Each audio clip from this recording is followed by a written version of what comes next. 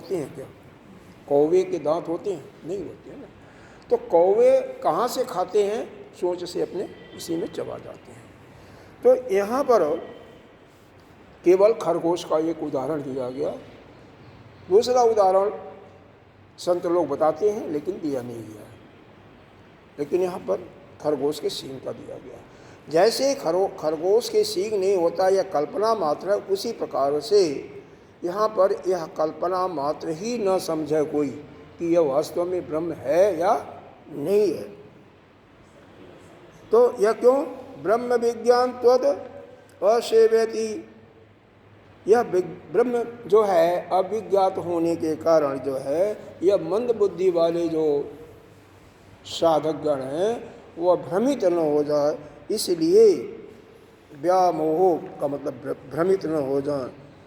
तद अर्थम भूत इति तद अर्थ है आख्यायिका आरभ्यते। इस कारण से यानी मंद बुद्धि वालों को समझाने के लिए यह एक आख्यायिका की प्रारंभ की जाती है। तो तीसरा खंड का जो आख्यायिका है, कहानी है, उसको प्रारंभ करने का पहला कारण यह है कि जो जिनकी प्रतिभा तीव्र थी वह तो यहाँ से दूसरे खंड में पूरा ज्ञान दिया जा चुका था, उससे वह समझ गए, लेकिन मंद बुद्धि वाले नहीं समझे, क्योंकि इसमें जो ज्ञान दिया गया था अविज्ञातम विजानताम, जो जिसने नहीं जाना वह जान लिया, अविज्ञातम जिसने जान लिया, अविजानताम वह जिसने जान लिया अगर कहता है तो इसका मतलब उसने नहीं जाना। तो यह जो शंका दृष्टि वाली थी, क्योंकि इसमें कोई प्रमाण भी नहीं दिया जा सकता, जैसे खरगोश की सींग नहीं होती है, वह एक मात्र कल्पना है, तो इस प्रकार से कोई कल्पना मात्र ही अगर मंद बुद्धि वाला है न समझे तो उसको और स्पष्ट करने के लिए एक आख्यायिका प्रारंभ की जा रही है। दूसरा कारण क्या है? तदेव ही ब्रह्म। ये समझ में आ रहा है ना कि जिसको समझ में नहीं आया उसके लिए भाई हमेशा होता है, एक बार नहीं समझा तो 2 बार 3 बार 4 बार, यही है। तो कई बार तो हो गया, लेकिन फिर भी हमें भी होता है कि अभी अच्छी तरह से ग्रास्प आप लोगों को भी नहीं हुआ होगा, तो इसलिए कहानी, और जब श्रुति माता ने बताई है तो कहना ही अच्छा है। तदेव ही ब्रह्मा, और यही नहीं, इसके बाद भी फिर नहीं समझ में आवे तो फिर वाक्य भाग भी पढ़िए। मतलब यही होता है ना कि बारंबार किसी चीज़ का बताना तो वह पक्का होता रहता है हृदय में। जैसे बचपन से ही कई जन्मों से हम अपने को, सबको जो अपना सामान उसको अपना सामान समझा, दूसरे का समझा, लेकिन वास्तव में यह किसी का कुछ है नहीं। यह तो केवल भगवान ने हम लोगों, सब भगवान ही है। जितना भी पदार्थ है पृथ्वी में, इस संसार में जो कुछ दिखाई दे रहा है सब वही परमात्मा, और कोई उसके सिवा कुछ नहीं है। केवल हम भ्रमित हो रहे हैं। अरे आप भी ब्रह्म हो, हम भी ब्रह्म है, तो पदार्थ भी, यह भी ब्रह्म है। अरे एक जगह पूर्व मीमांसा में आया है, एक संत कह रहे थे जब सब कुछ ब्रह्म है तो अग्नि भी ब्रह्म हुआ, उसमें जो लकड़ी इत्यादि है वह भी ब्रह्म हुआ, जो सुआ है वह भी ब्रह्म हुआ, जो वह जिसका हवन कर रहे वह भी ब्रह्म हुआ। तो ब्रह्म को ब्रह्म में ही हवन करो। एक आता नहीं है गीता जी का 24वां 4थे अध्याय का 24वां मंत्र है, 25वां, ब्रह्मर्पणम ब्रह्मवी ब्रह्माग्नौ ब्रह्मणैवतम ब्रह्म इति। हाँ, तो उसमें क्या है कि ब्रह्म को ही ब्रह्म में अर्पण किया जा रहा है ना, उसी की आहुति दे रहे हैं, उसी को भोग में लगा रहे हैं। तो सब कुछ ब्रह्म है, तो इसको ब्रह्म में मत पड़ो। फिर भी वह ब्रह्म कैसा है? सब प्रकारेण प्रशास्त्री, सब प्रशास्त्री वाले शासन करने वाला। सब प्रकार का मतलब क्या होता है? ज्ञान को लो तो ज्ञान की दृष्टि से भी, धन के दृष्टि से, बल के दृष्टि से और कृपा के दृष्टि से, हर प्रकार से वह परमात्मा, वह ब्रह्म संपन्न है।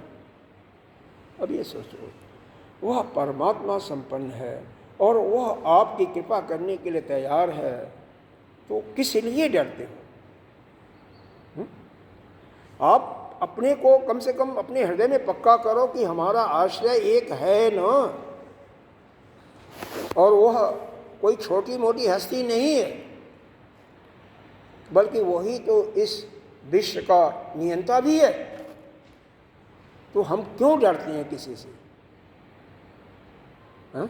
हमें नहीं डरना चाहिए। हाँ, डरते इसलिए हैं कि हमारा उस ब्रह्म पर विश्वास नहीं है, ना अपने पर विश्वास है कि मैं ब्रह्म हूँ, बिल्कुल नहीं विश्वास है। जिसका विश्वास हो जाता उसको डर नहीं लगता, कभी नहीं लगता। विश्वास, दृढ़ विश्वास हो कि हम ब्रह्म हैं, और नहीं अगर जीव भी मानो तो हमारा जो आराध्य है वह तो सबका नियंता है, उसके अंदर तो इतनी शक्ति है कि हमें कभी भी गर्त में नहीं गिरने देगा, हमारा हमेशा रक्षा करेगा। तो उस परमात्मा पर विश्वास रखो। अच्छा, देवानामपि परो देवः, वो देवताओं का भी देव है, देवताओं से भी परा मतलब ऊपर है, उनका भी देव है। ईश्वराणामपि परमेश्वर, ईश्वर का भी परमेश्वर है। दुर्विज्ञ है, लेकिन दुर्विज्ञ मतलब आसानी से नहीं समझ में आता। ये तो है ना, आप लोग देख भी रहे हो कि आसानी से हमारे अंतःकरण में उसका भाव नहीं है। देवानाम जय हेतु, देवताओं के लिए जय के लिए, देवताओं के विजय के लिए, असुराणाम पराजय हेतु, और राक्षसों के पराजय का कारण है। देवताओं के जय का भी, विजय का वही कारण है, और राक्षसों के पराजय का वही कारण है।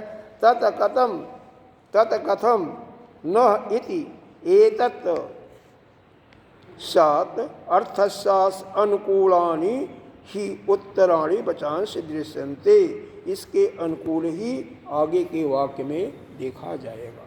अब यहाँ पर देखो, यहाँ पर कुछ समझने की चीज़ें हैं।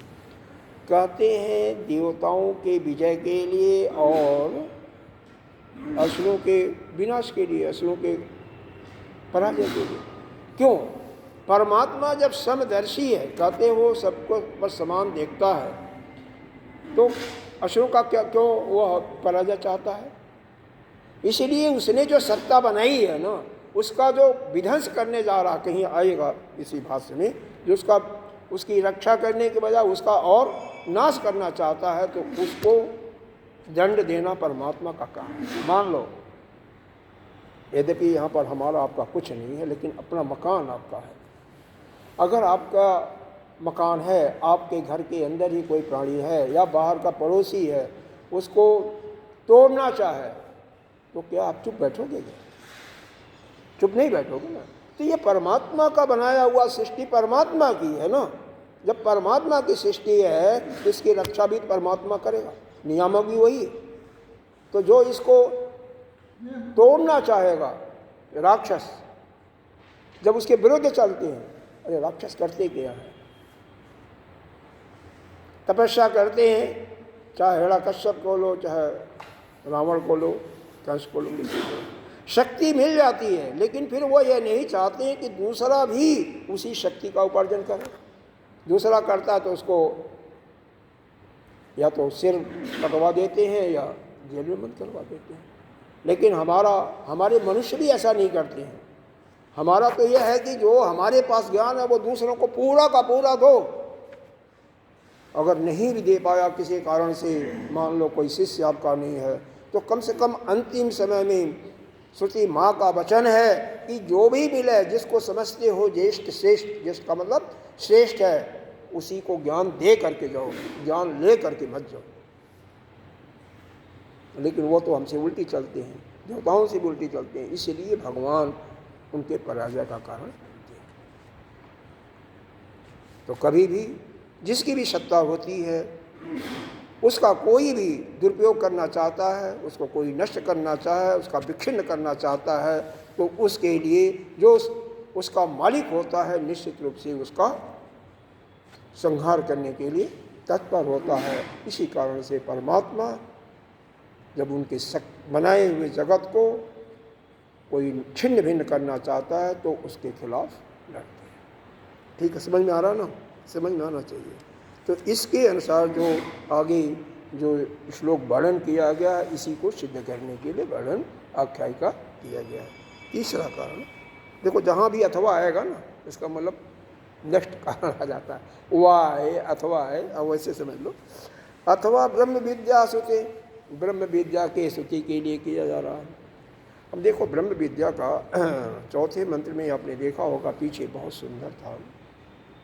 क्या था?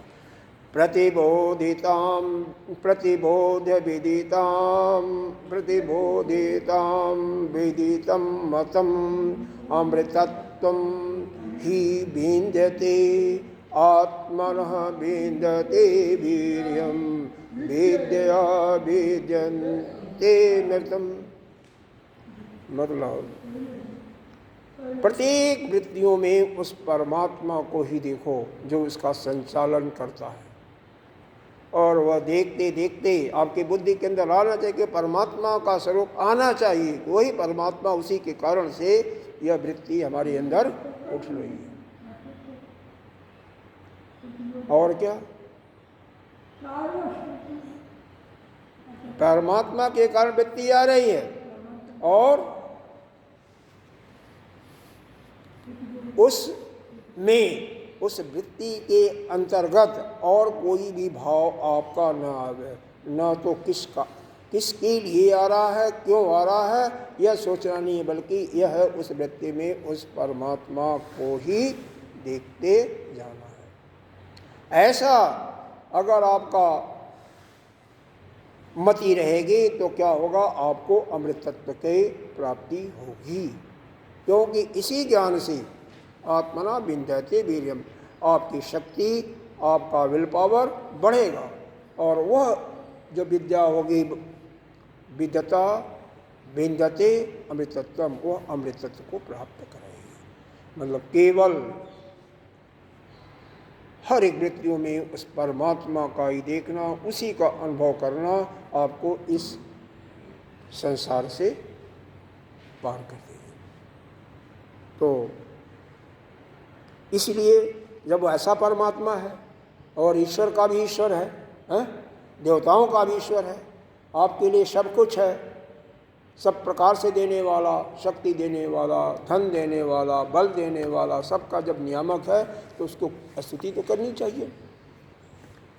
इसके बाद नेक्स्ट कारण देखो, ब्रह्म विज्ञान विद्धि, और ब्रह्म विज्ञान को, ब्रह्म का ज्ञान, ब्रह्म ज्ञान से ही अग्नि आदि देव, अग्नादि, यह अग्नि आदियो देवा। अग्नि कौन था? अग्नि और पवन देवता कहते हैं ना, वहाँ पर अभी आगे आएगा तो मिलेगा। देवानाम श्रेष्ठतम जगमु, देवताओं में श्रेष्ठ हुए। तयोपि इत, तयो अपि इति एतः इंद्रः इति, और उसमें से भी इंद्र सबसे बढ़कर के हुआ। क्यों? इंद्र ने उसको ज्ञान का उपदेश मिला, ब्रह्म ज्ञान का उपदेश मिला। अगली आख्यायिका में अभी जो आ रही है उसमें इसका वर्णन आ रहा है। तो ब्रह्म ज्ञान जो प्राप्त कर लेता है वह सबसे श्रेष्ठ ऑटोमेटिक हो जाता है, कुछ करने की जरूरत नहीं होती है। तो इंद्र को ब्रह्म ज्ञान मिल गया, इसलिए वह सब श्रेष्ठ हो गए। और इसलिए भी उस आख्यायिका का वर्णन किया गया है। इसमें उस आख्यायिका में ही वर्णन है कि इंद्र को ब्रह्म ज्ञान मिला, और अन्य देवता भी वहाँ तक जाते हैं और ज्ञान तो नहीं मिलता है, लेकिन इसीलिए उनको श्रेष्ठ माना गया। अथवा नेक्स्ट कारण है दुर्विज्ञेयम ब्रह्म इति एतत् प्रदर्शते, यह भी दिखाया गया है कि यह विद्या जो है दुर्विज्ञेय है, बहुत मुश्किल से जाना जाता है। च एन अग्नि आदि इति तेजसे अपि क्लेशेन ब्रह्म विदित अवन्तः इंद्रो देवानाम ईश्वरो अपि सन इति परम तेजस्वी होने पर भी कौन, अग्नि आदि देवता तेजस्वी है ना, आया ना तेजस्वी, तेजस्वी होने के बाद भी अनेक कष्ट सहते हुए भी उसको नहीं जान सके थे। किसको? ब्रह्म को। लेकिन देवताओं का स्वामी जो इंद्र थे वह बड़ी कठिनाई से उनको पहचाना था। फिर पांचवा जो है, ये समझ में आ रहा ना, आगे आएगा आख्यायिका तो समझ में आएगा। हाँ, आख्यायिका में वर्णन किया गया। हाँ हाँ हाँ, जानते हो आप तो, ठीक है। हाँ, वही आख्यायिका, वही सुने हो तो ठीक है। हाँ, उड़ा नहीं पाया, मतलब असल में अभिमान को नष्ट करना था। पांचवा आख्यायिका थोड़ा समझने की जरूरत है। वक्षमाणोपि उपनिषद, वक्षमाणोपि उपनिषद विधि परम व, फिर वो आ गया तो विधि परम, इतना ही एक सेंटेंस पढ़ा। इससे क्या समझते हो? यह बहुत गंभीर है। वो मतलब एक क्षमाणो, यह जान करके भी उपनिषद, ये जो उपनिषद है, विधि परम, विधि परम, यहाँ पर इसका स्पष्टीकरण नहीं है। एक्चुअली जो है उपनिषद का ज्ञान जब दिया जाता तो उसके पहले कई छोटे छोटे ग्रंथ पढ़ाए जाते हैं, सहायक ग्रंथ। इसमें आपको बताया गया है 6 हमारे दर्शन हैं। ब्रह्म ज्ञान तो केवल हमारा मिलता कहाँ पर है? उत्तर मीमांसा में ही मिलता है, उपनिषद में मिलता है। लेकिन बाकी भी जो दर्शन है वो भी सहायता करते हैं। अब जैसे पूर्व मीमांसा ही है, वेद का ही भाग है। अगर पूर्व मीमांसा के अनुसार कोई यज्ञ न करे तो उसका अंतःकरण कैसे स्वच्छ होगा? अंतःकरण नहीं सब शुद्ध होगा तो ज्ञान का आविर्भूत अंतर नहीं होगा। योग आया है, समाधि की जब चर्चा आती है तो अगर योग दर्शन को नहीं समझोगे तो कैसे आएगा? उसी प्रकार से पहला ही दर्शन गौतम जी का है, गौतम ऋषि जी का न्याय दर्शन। न्याय दर्शन के अंतर्गत ये बताया गया है कि 3 प्रकार की विधियां होती हैं किसी चीज़ को करने के लिए। जैसे यह आपका गुजरात प्रदेश है तो गुजरात प्रदेश में जो नियम बनेंगे, गुजरात स्टेट का जो चीफ होगा, मुख्यमंत्री का, और उसके अनुसार आपको काम करना पड़ेगा। और वो भी कैसे नियम बनाएगा? जो उसके ऊपर बैठा हुआ दिल्ली में प्रधानमंत्री, उसका जो नियम होगा उसी को ध्यान में रखते हुए नियम बनाएगा। तो और कोई भी नागरिक उसका अगर पालन नहीं करे तो वह सजा का अधिकारी होता है। इसी प्रकार से यह विधि परम, नियम विधि कहते हैं। इसी नियम के द्वारा, मतलब इसी प्रकार से जैसे इंद्र इत्यादि देवता ब्रह्म ज्ञान को, इंद्र ज्ञान को प्राप्त किए थे, यही एक तरीका है कि आपको ब्रह्म विद्या का ज्ञान हो जाएगा। तो नियम विधि के द्वारा, केवल एक ही नियम नहीं है, और भी कई नियम हैं, 2 और हैं, 3 हैं, 2 हैं। एक तो नियम विधि हो गया, ये तो समझ में आ गया होगा। कोई भी हर एक का रूल होता, आपके घर का भी एक नियम होगा कि इतने बजे सबको जगना, इतने बजे नाश्ता मिलेगा। जो कम से कम ड्यूटी पर जाने वाले होते हैं लेडीज़, उनके लिए तो होता भाई इतने बजे आपको सबको जग करके नाश्ता ले लेना है, इतने बजे, नहीं तो यहाँ पर रखा हुआ है अपना भोजन लेके जाना, नहीं लोगे तो फिर आप जानो। तो एक नियम के अंतर्गत घर का भी कार्य चलता है। दूसरा होता है परिसंख्या विधि, अपूर्व विधि। एक और होता है अपूर्व विधि। अपूर्व विधि का मतलब जो विशेष है, जो कि पहले कहीं आपने नहीं जाना था, वो विशेष विधि होता है किसी चीज़ को जानने के लिए, तो वहाँ पर हम अपूर्व विधि का प्रयोग करते हैं। परिसंख्या विधि कई हैं, एक के बजाय 3-4 विधियां हैं, तो उसमें से किसी एक संख्या का हम चूज करते हैं कि अमुक विधि जो है इसके लिए श्रेष्ठ है। तो इस प्रकार से संख्या कई हैं, उसमें से एक का जब हम चयन करते हैं तो उसको कहते हैं परिसंख्या विधि। तो नियम विधि, अपूर्व विधि और परिसंख्या विधि, यह न्याय दर्शन में वर्णन है। प्रारंभ में बताया जाता है और प्रारंभ में बताने के बाद फिर इसको आगे फिर यहाँ पर नहीं बताया जाता है। लेकिन यहाँ पर तो यह है कि आप लोगों ने पढ़ा नहीं होगा उसको, इसलिए बताना पड़ रहा है। अच्छा, नेक्स्ट नियम क्या है? वह, ये समझ में आ गया ना? वक्षमाणा उपनिषद विधि परम, इस उपनिषद को समझने के लिए एक नियम है जिसके द्वारा उस ब्रह्म विद्या को आप जान सकते हो। तो उसी प्रकार से उसी नियम पर चलते हुए आप उसको जान सकते हो, और कोई तीसरा नियम नहीं है, तीसरी विधि नहीं है। वा अथवा नेक्स्ट जो है, सर्वम ब्रह्म विद्या विद्या अव्यतिरेक इड़ प्राणी नाम, इस ब्रह्म विद्या के अतिरिक्त जो कुछ है उसका निषेध कर दो।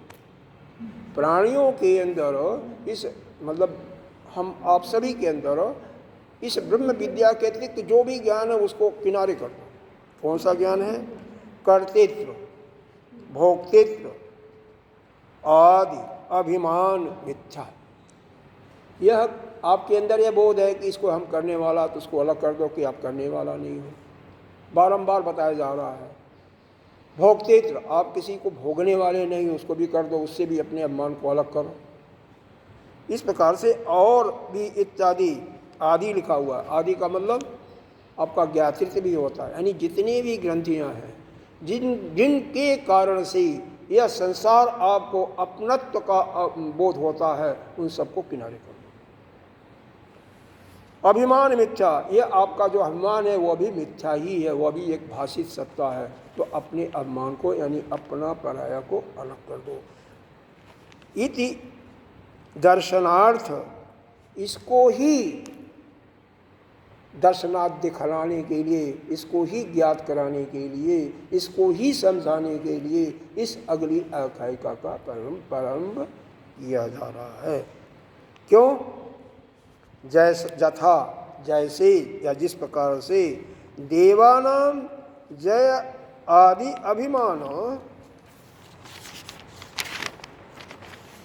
यह आगे इसका यहीं पर इसको अभिमान तद विदिति यहीं पर समाप्त कर दिया गया है कि जिस प्रकार से देवता लोग अभिमान बस जब उस राक्षस और देवताओं के युद्ध में देवता लोग विजयी हुए, तो अभिमान वश क्या करने लगे?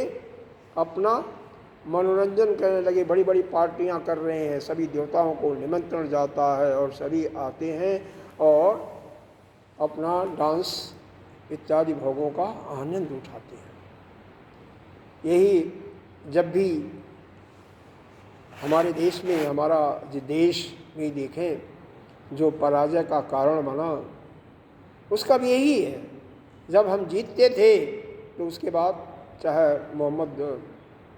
महाराणा प्रताप के साथ मोहम्मद गोरी या गजनवी के साथ युद्ध हुआ था, 17 बार हराया था। महाराणा प्रताप के अंदर भी एक कमी थी, इतिहास पढ़कर देखेंगे, जब जीत जाते थे ना तो खूब उत्सव बनता था, महीनों सब कुछ भूल जाते थे क्या करना। और वह जो पराजित होके जाता था वह तैयारी करता था, वो युद्ध की तैयारी करता था। तो कभी भी महाभारत में भी एक जगह बताया गया है, जब कभी भी आपको खुशी का अवसर हो तो खुशी न मनाते हुए तीर्थ यात्रा करनी चाहिए। इसीलिए पांडवों को,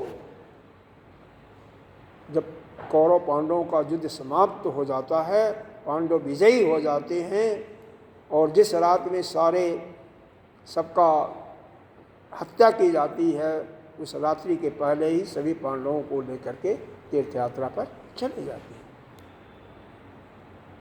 तो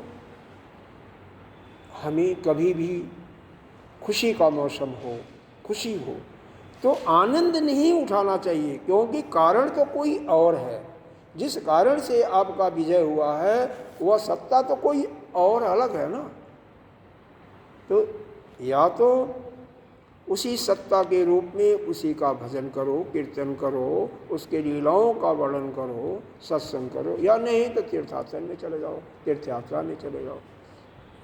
न कि आप आनंद के सागर में डूबो।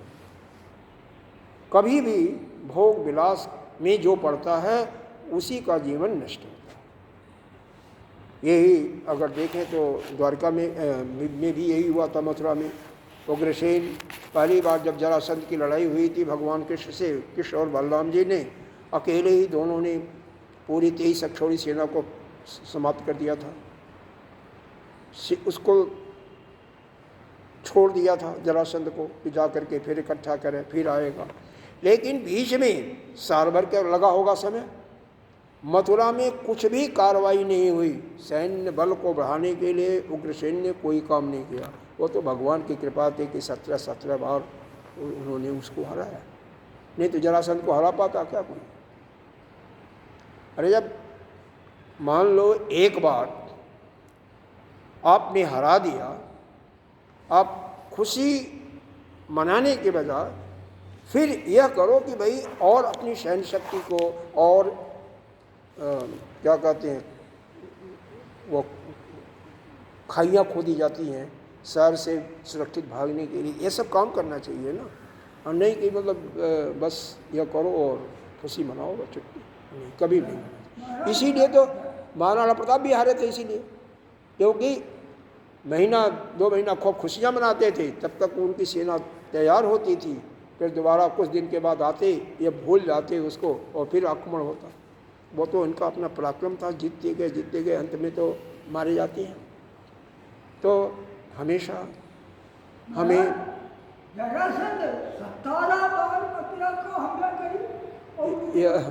17 बार आक्रमण किया, 18वीं बार काल जवन को लाया था तो भगवान खुद ही भाग जाते हैं। तो हाँ, मतलब यह है सीधा सा इसका कहने का भाव यह बताना मैं चाहता हूँ कि कभी भी कोई खुशी का समय आए तो भोग आनंद में मत डूबो, बल्कि जिसके कारण से आपको वह विजय मिली है, वह जय मिला है, उसी की पूजा आराधना करो ना। तो जब आप जानते हो हर एक को करने वाला तो वह है, उस युद्ध में तो परमात्मा थे साथ में, उस युद्ध में भी तो परमात्मा थी, विजय तो उनके कारण हुआ था, फिर भी वह जानबूझ करके देवताओं ने अपना पार्टियां कर रहे हैं, आनंद कर रहे हैं। तो इसको भी दिखलाने के लिए, इसको भी समझाने के लिए कि कभी भी हो तो अभिमान नहीं करना चाहिए। तो अभिमान आपको न हो उसके लिए भी आख्यायिका का प्रारंभ किया जा रहा है। तो तद व्यतीति क्या कहते हैं, ब्रह्म पहला मंत्र पढ़ें, यह समझ में आ गया तो यह 5-6 कारण है ना, समझ में आ रहा ना, हाँ कोई मुश्किल तो है नहीं भाई। अगला आख्यायिका क्यों शुरू किया जा रहा है, इसी के कारण से यह 5-6 कारण बताया गया। एक तो मंद बुद्धि वालों को समझाने के लिए, एक स्तुति करने के लिए, वह सभी देवों का देव है, ईश्वर का ईश्वर है, तो इसलिए भी उसकी स्तुति की जा रही है। और एक जो है दुर्विज्ञ है, तो दुर्विज्ञ होने के कारण भी उसको और बताना जरूरी है। और दूसरा, कभी अभिमान, जो देवताओं को अभिमान हो गया था, उस अभिमान को भी समाप्त करने के लिए, क्योंकि अभिमान, कोई भी अभिमान करता है तो क्या होता है, परिणाम क्या होता है, उसकी पराजय होती है। तो कभी हमारे शिष्यों को, हमारे सेवकों को अभिमान न हो, इसीलिए भी भगवान ने यह आख्यायिका प्रारंभ करके भगवान के यश का वर्णन किया गया है। तो यह आख्यायिका का पहला श्लोक है, ब्रह्म देवोभ्यो विजिज्ञे तस्सह ब्रह्मणो विजये देवा अम ही अंतः।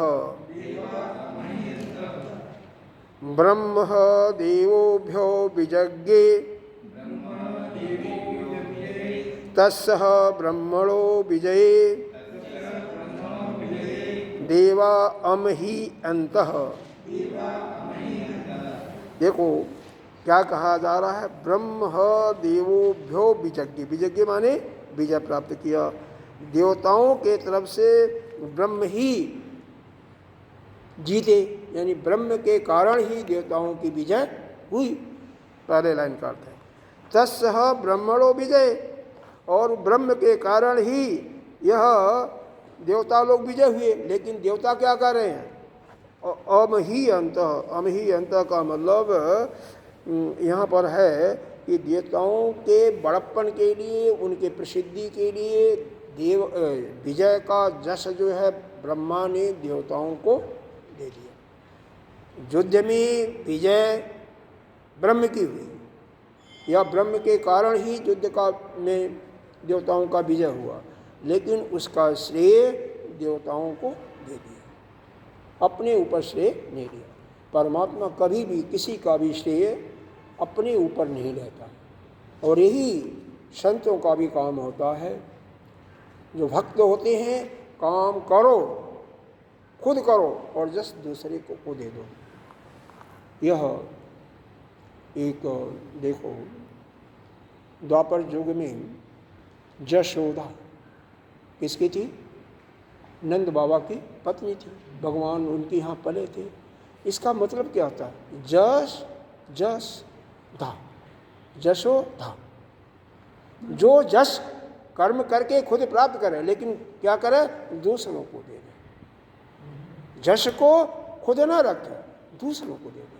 सब कुछ करती थी और उसका जस गोपियों को दे देती थी कि तुम्हारे कारण से यह हुआ। उसी प्रकार से जो भी अच्छे होते हैं वह जस करते खुद हैं और जस उसका श्रेय दूसरों देते हैं। भगवान ने भी कर्म तो खुद किया, उनके कारण ही देवताओं की विजय होती है, लेकिन उस युद्ध के विजय का तस्य उसका ह ब्रह्मणो यानी ब्रह्म ने विजय का जो श्रेय है देवा में ही अंत देवताओं को दे दिया। समझ में आ रहा ना? युद्ध में देवता राक्षसों के युद्ध हुआ था, उसमें विजय देवताओं का हुआ था, और किसके कारण से? ब्रह्म के कारण से। लेकिन ब्रह्म ने उसका श्रेय किसको दिया? देवताओं को दिया। इस युद्ध में कौन भाग लिया था? वह निर्गुण निराकार नहीं भाग लिया था, सोपाधिक ब्रह्म भाग लिए थे। इसीलिए यहाँ पर अब सोपाधिक के रूप में पूरे तीसरे अध्याय में सोपाधिक ब्रह्म की चर्चा होगी। ये पदभाष देखते हैं। ब्रह्म जतोक्त लक्षणम परम ह किल देवोभ्यो अर्थाय विजिज्ञे। मतलब यह प्रसिद्ध है कि उपरोक्त लक्षण वाला कौन? वही जो श्रोता का स्रोत है, अग्नि वाणी का वाणी है, मन का मन है और प्राण का प्राण है। वही जो चल रहा है, दूसरा नहीं। जो चल रहा शुरू से, पहले अध्याय से, पहले खंड से चल रहा है।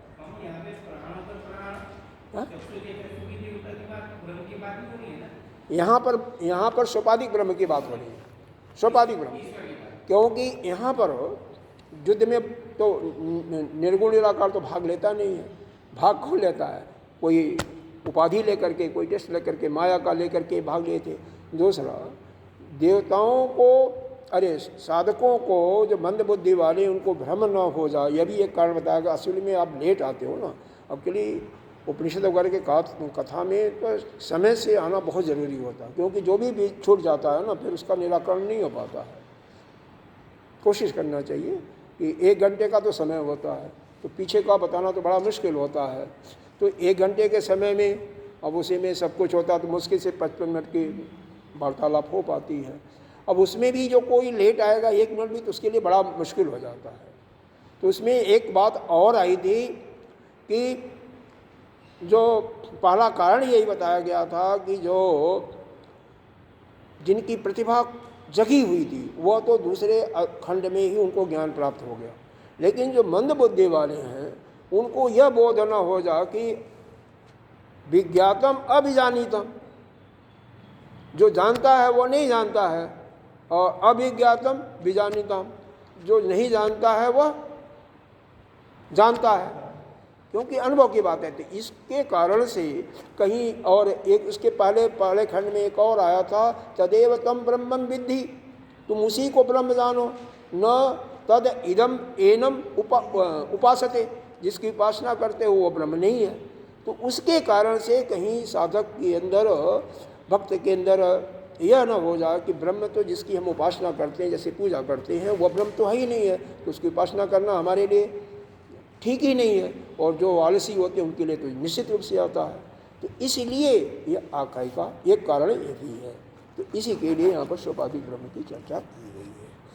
तो उसी लक्षण वाले ब्रह्म की किल देवोभ्यो अर्थाय विजय, देवताओं के लिए परब्रह्म ने देवताओं के लिए विजय प्राप्त की।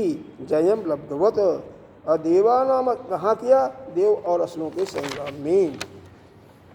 और सुराजित्वा, और उसमें देवताओं की जीत विजय हुई, मतलब देवता और असुर का संग्राम हुआ, उसमें भगवान के कारण ही देवताओं की विजय हुई।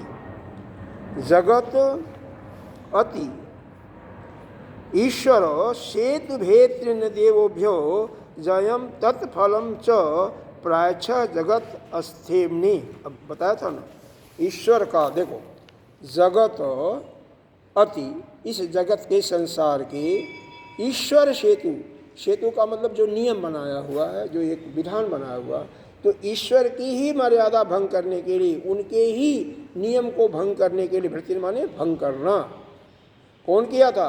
राक्षस किए थे।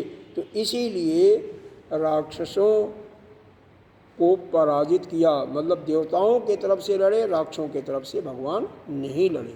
कहते हो ना, भगवान तो समदर्शी हैं, लेकिन उन्हीं के बनाए हुए नियम को, उन्हीं के मर्यादा को, उन्हीं को कोई मारना चाहे, उन्हीं के जस को कोई विघ्न डालना चाहे, जस को तोड़ना चाहे, तो उसको जन्म तो देना ही पड़ेगा। इसीलिए भगवान ने देवताओं की तरफ से लड़ा और राक्षसों को हराया। ईश्वर शेत भृत्तीन, इसी के कारण से जगत के मर्यादा भंग करने वाले असुरों को, असुर का आया नहीं है लेकिन असुर समझ लो, वही मर्यादा भंग किए थे, देवताओं के लिए उन्होंने जय प्राप्त किया, विजय प्राप्त की। तत्फलम च प्राय शक्त अस्तेने, जगत के स्थिति के लिए वह जय और उसका फल किसको दे दिया? देवताओं को दे दिया। अकिल ब्रह्मणो विजय देवा, हालांकि विजय कौन हुआ था? ब्रह्म की, लेकिन ब्रह्म ने उसका श्रेय किसको दे दिया? देवताओं की, कि देवताओं की विजय हुई। अग्नि आदि अम ही अंतः महिमान प्राप्तवंत, अग्नि आदि देवता इसीलिए महिमा को प्राप्त हुए। देवता जो भी, किसी को भी देखो, देवता को नहीं, आदमी में भी कोई अगर काम आपका हो जाए तो आपको गर्व तो आता ही होगा सबको। अभी ऐसा नहीं है कि ब्रह्म ज्ञान सबको मिल गया है, आता है कि मैंने यह कर्म किया, थोड़ा सा खुशी आती है, और वास्तव में वही खुशी कहाँ की आ रही है? अभिमान के कारण से आ रही है। बुद्धि के अंदर जो अभिमान है ना, उस अभिमान अहम के कारण ही खुशी आती है। अच्छा, खुशी आती है तो दुख भी होगा, द्वंद्वात्मक चीज़ है, क्योंकि खुशी आएगी तो दुख होगा और नहीं खुशी आएगी तो दुख नहीं होगा। कोई भी काम हो जाए, अच्छा सुख प्राप्त हुई, और किसी को कोई चेहरे पर जरा सा भी सुख का अनुभव नहीं हुआ, जैसे चेहरा पहले वैसे वैसे, तो दुख हो जाए तब भी नहीं मालूम होगा। भगवान राम को हुआ था ना, सायंकाल हुआ कि सुबह कल आपको राज तिलक दिया जाएगा, और चेहरा जैसे पहले था वैसे था, कोई भी खुशी का भाष नहीं हुआ, प्रसन्नता का कोई जिक्र नहीं। और जब सवेरे उनको यह कहा गया कि 14 बरस का वनवास, 14 साल का, तो भी चेहरे पर कोई विषाद नहीं आया। तो वास्तव में जिसके अंदर भी ये अहम की वृत्ति नहीं उठेगी, तो अच्छा कर्म हो तो भी उसके चेहरे पर, यानी उसके मन में कोई विकार नहीं होगा, कोई अच्छा नहीं लगेगा, मतलब अच्छे का भाव नहीं आएगा, और न तो कोई विपरीत फल हो तो उसके अंदर विषाद का फल आएगा। तो दोनों एक दूसरे के वो है। तो सुखी होते हो तो दुखी भी होना पड़ेगा। सुखी की अभिव्यक्ति कहाँ होती है? दुख की अभिव्यक्ति कहाँ से होती है? मालूम कैसे पड़ता हो कि आप सुखी हो दुखी हो? चेहरे से ही तो मालूम पड़ता है, मन से ही तो मालूम पड़ता है, और कहाँ से मालूम पड़ता है? आप सुखी हो या दुखी हो, कहाँ से मालूम पड़ता है? अरे मन से ही आपका वाणी से निकलेगा ना कि मैंने यह किया, और वह न निकले, चेहरे पर भी कोई प्रसन्नता नहीं। उसकी अनुभूति करनी चाहिए। हाँ, अनुभूति करनी चाहिए, उसका सीधा सा, वो तो ठीक है, सत्यम शिवम सुंदरम तो ठीक है, लेकिन उसको मानते हुए या कहो अपने ऊपर अपने जस का या अपने सुख का जस का कोई भाव न लाए। मतलब कोई भी कर्म हो रहा है, सीधा साधा बात, उसका करने वाला वो स्वयं नहीं है। पहले भी आया था ना, कर्तृत्व भोक्तृत्व को समाप्त करने के लिए। जो कुछ हो रहा है वास्तव में करने वाले आप हो ही नहीं हो। प्रकृति गुण कर्माणि प्रकृति क्रियमाणानि गुणैः कर्माणि सर्वशः अहंकार विमूढ़ात्मा कर्ता अहम एव मन्यते।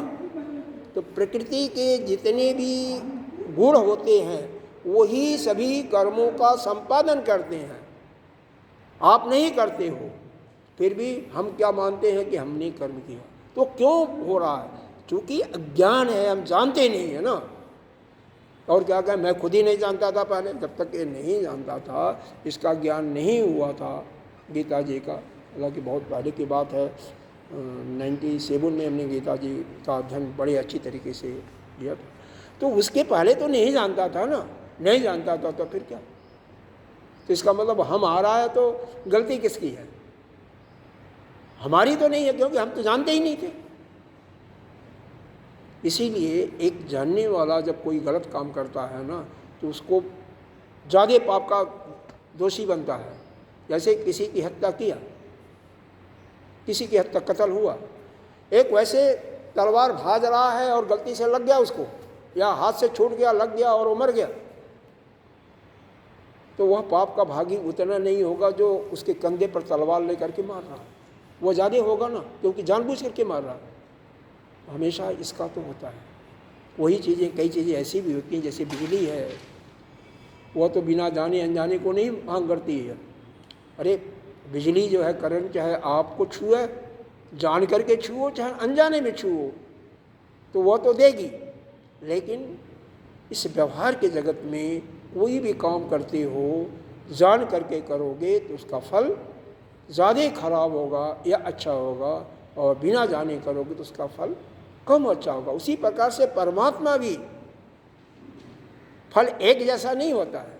जो जानता है कि यह करना हमें पाप है, इसका फल हमें अच्छा नहीं होगा, नहीं करना चाहिए, फिर भी वह करता है, तो वह ज़्यादा दंड का भागी होता है। और जो जानता ही नहीं बेचारा, वह क्या है, नहीं मालूम है, गांव में है, खेती करता है, वो तो यही मालूम है कि सब कुछ खेती करना ही हमारा धर्म है, और खेत में जो पैदा होता है वह दूसरों के लिए ठीक है। उसका कुछ पैसा इसीलिए लेता है कि फिर कैसे बोएगा गन्ना, अपना काम कैसे चलाएगा, तो वह उतना पाप का भागी नहीं होता। उसके कारण से लाखों जीव जंतु खेत में मरते हैं, लेकिन उसको वह उतना नहीं होता। उसी में से कुछ हिस्सा ब्राह्मणों को दे देता है, संतों को दे देता है, उसी से उसके पाप का क्षय हो जाता है। तो हमेशा ज्ञानी को ज़्यादा पाप का भागी होना पड़ता है। हाँ, यहीं के साथ अब समाप्त करते हैं। ओम पूर्णमिदः पूर्णमिदं पूर्णात् पूर्णमुदच्यते पूर्णस्य पूर्णमादाय